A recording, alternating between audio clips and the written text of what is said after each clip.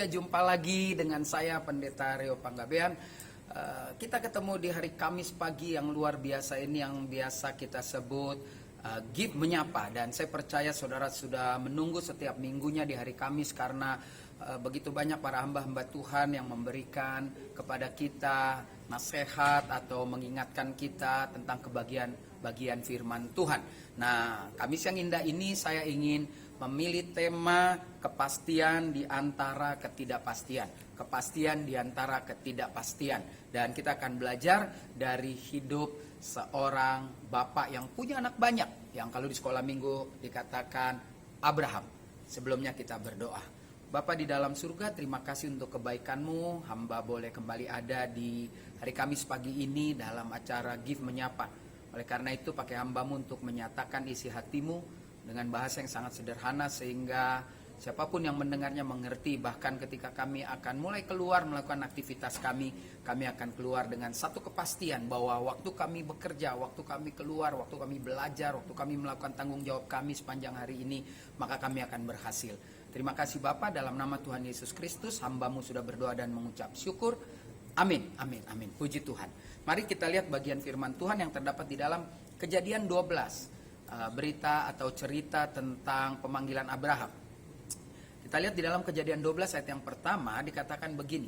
Berfirmanlah Tuhan kepada Abraham, pergilah dari negerimu dan dari sanak saudaramu dan dari rumah bapamu ke negeri yang akan kutunjukkan kepadamu. Ayat yang kedua, aku akan membuat engkau menjadi bangsa yang besar dan memberkati engkau serta membuat namamu masyhur dan engkau akan menjadi berkat. Ayat yang ketiga, aku akan memberkati orang-orang yang memberkati engkau dan mengutuk orang-orang yang mengutuk engkau. Olehmu semua kaum di muka bumi akan mendapat berkat. Nah, saudaraku, Abraham, perhatikan baik-baik, menerima suara yang memerintahkan dia untuk pergi bersama istri dan rombongannya. Ingat, waktu itu bukan Tuhan, tapi ada suara. Karena Abraham belum menyebut Tuhan. Jadi ada sesuatu yang dia yakini, suatu janji yang dapat dikatakan muluk. Dia muluk sekali karena dibilang pergi, nanti aku akan kasih tahu tempat kemana, aku akan memberkatimu. Jadi suara itu benar-benar memberikan janji yang muluk untuk hidup Abraham. Nah, saya pelajari karena dari sumbernya bisa dikatakan nggak jelas, karena mungkin dia lagi santai-santai, lagi enak gitu, tiba-tiba ada suara, ya kan? Nah, ini sesuatu yang belum tentu jelas, dan disinilah Abraham mengambil keputusan sesuatu yang nggak pasti, tetapi dia lakukan dengan satu keyakinan, sepertinya ada sesuatu yang membuat suara ini pasti dan jelas. Nah, saudaraku, lihat. Saya memilih kata nekat ya. Nekat ini bisa menjadi kata yang menjelaskan tentang keputusan Abraham. Ketika Abraham mendengar satu suara itu, dia ambil keputusan yang nekat. Dia tidak menghitung untung rugi. Dia langsung ambil istrinya dengan rombongannya. Dia meninggalkan rumah orang tuanya, meninggalkan rombongannya untuk pergi ke satu tempat yang dia belum tahu. Nah, ini pelajaran yang luar biasa. Ketika dia mengikuti suara itu, maka apa yang kita lihat? Abraham begitu meyakini suara itu, bahwa suara itu benar-benar suara yang berasal dari Tuhan. Saya buat beberapa catatan, perhatikan baik-baik, dikatakan gini, berita yang menakutkan dan tidak masuk akal itu, dia yakin sekali suara dari yang maha pemilik dunia lah, begitu kira-kira ya. Nah, kita akan lihat seperti di ayat yang pertama, dikatakan gini, Abraham diperintahkan untuk pergi. Abraham harus meninggalkan negeri sanak saudara, bahkan warisannya, rumah bapaknya, dan pergi ke tempat yang tidak tahu tujuannya. Itulah langkah pertama, mendapat satu kepastian di tengah ketidakpastian. Yang kedua, mari kita perhatikan janji dari suara yang Abraham dengar itu. Dikatakan suara itu menjanjikan bahwa keturunannya menjadi bangsa yang besar ya, di ayat yang kedua. Lalu dikatakan suara itu mengatakan dia akan memberkati, akan membuat masyhur, bahkan Abraham akan jadi berkat. Lalu yang ketiga, suara itu berkata, bukan saja Abraham menjadi berkat, tetapi menjadi juga sumber berkat ya. Dikatakan menjadi sumber berkat, tapi juga menjadi sumber kutuk, karena dikatakan diberkatilah orang yang memberkatimu dan terkutuklah orang yang mengutukmu. Nah, ini menarik sekali saudara. Mari kita lihat lagi urutan-urutannya, kepastian di tengah ketidakpastian yang dilakukan Abraham ya. Saudara lihat lagi di bagian lain. Mengapa sesuatu yang tidak pasti menjadi pasti dalam hidup Abraham? Ada 3 bagian yang saya catat di sini. Yang pertama, karena Abraham menyediakan ruang untuk mendengar suara tersebut. Ya, banyak orang tidak membuka ruang untuk mendengar suara. Ya, siapapun harus mendengar suara itu, dan Alkitab bilang ujilah setiap roh. Jadi setiap hal-hal yang datang kepada saudara, baik itu kita dengar baik atau tidak baik, kita perlu mengujinya. Lalu yang kedua, karena Abraham memberi kesempatan kepada dirinya untuk mengikuti suara. Jadi kepastian atau keberhasilan di tengah yang tidak pasti ini dimulai ketika Abraham menyediakan ruang untuk mendengar. Kedua, dikatakan Abraham memberikan kesempatan bagi dirinya untuk mengikuti suara itu. Lalu yang ketiga saya pelajari karena Abraham mengerjakan semua tanggung jawab yang diperintahkan. Jadi dia memberi ruang, dia menyediakan ruang untuk mendengar, lalu dia beri kesempatan kepada dirinya waktu dia mendengar untuk melakukan tanggung jawabnya, karena dia begitu yakin sekali bahwa suara ini nggak salah gitu loh saudara. Nah, bagian berikutnya yang saya mau kita belajar, apa bukti kepastian yang Abraham terima. Nah, ada 3 kepastian yang Abraham terima. Yang pertama, Abraham dipelihara oleh suara yang dia yakini adalah Tuhan pencipta alam semesta. Ya, dipelihara dalam perjalanannya. Kita bisa lihat di ayat yang kedua. Adapun Abraham sangat kaya, ya, dari Kejadian 13 ayat 2. Adapun Abraham sangat kaya, banyak ternak, perak dan emasnya, sampai dekat Betel, di mana kemahnya mula-mula berdiri antara Betel dan Ai. Ayat yang keempat dari Kejadian 13. Ke tempat mesbah yang dibuatnya dahulu di sana. Disitulah Abraham memanggil nama Tuhan. Jadi setelah di pasal 13, dia baru berani memanggil suara itu dengan kata Tuhan. Ya, nah, ini menarik sekali. Ayat yang kelima dikatakan dari Kejadian 13, juga Lot yang ikut bersama-sama dengan Abraham mempunyai domba dan lembu dan kemah. Tetapi negeri itu tidak cukup luas bagi mereka untuk diam bersama-sama. Sebab harta milik mereka amat banyak sehingga mereka tidak dapat diam bersama-sama. Nah, inilah bukti kepastian dari Abraham terima dari suara yang awalnya tidak jelas suara dari mana. Apakah halusinasi? Tetapi di dalam perjalanan mengikuti suara itu, Alkitab mengatakan Abraham sangat kaya. Bukan Abraham saja, karena dikatakan orang yang memberkati akan diberkati, orang yang mengutuk akan dikutuk. Saya percaya Lot tidak mengutuk Abraham. Lot ikut dengan Abraham. Dia memberkati dan dia mendapat berkat.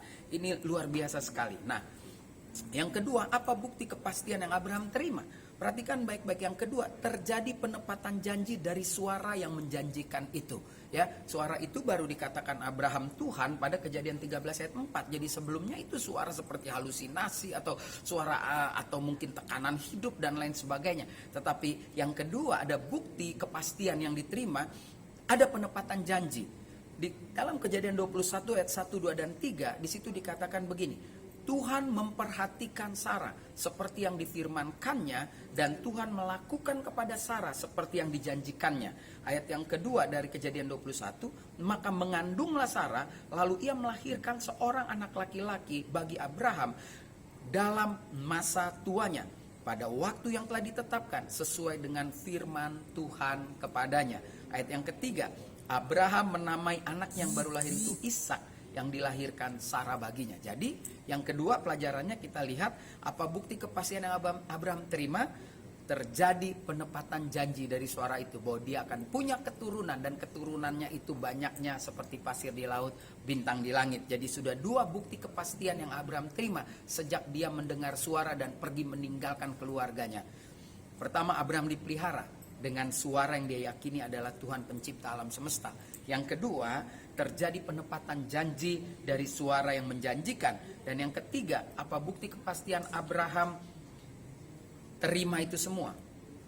Abraham tiba dan menetap di tujuan yang dijanjikan. Ayat yang ketiga, bagian yang ketiga. Jadi ada 3 prinsip, 3 pembuktian kepastian Abraham menerima janji dari suara itu.